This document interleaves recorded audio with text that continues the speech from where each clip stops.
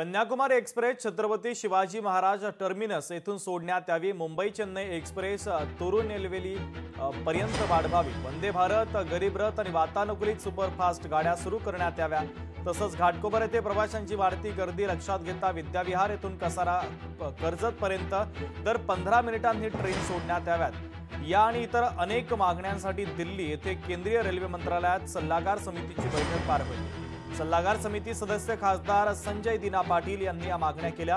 Kanyakumari express Chhatrapati Shivaji Maharaj terminus येथून सुरू करावी। मुंबई चेन्नई एक्सप्रेस तिरुनेलवेलीपर्यंत वाढवावी। चालुक्य एक्सप्रेस तेनकसी आणि शेनकोट्टईपर्यंत वाढवावी अशा अनेक मागण्या करण्यात आलेल्या आहेत। तर मुंबईतील व्यापार, पर्यटन, तीर्थक्षेत्र आणि सांस्कृतिक संबंध मोठ्या प्रमाणात मजबूत होतील असं मत खासदार संजय दिना पाटील यांनी यावेळेस मांडलेलं आहे।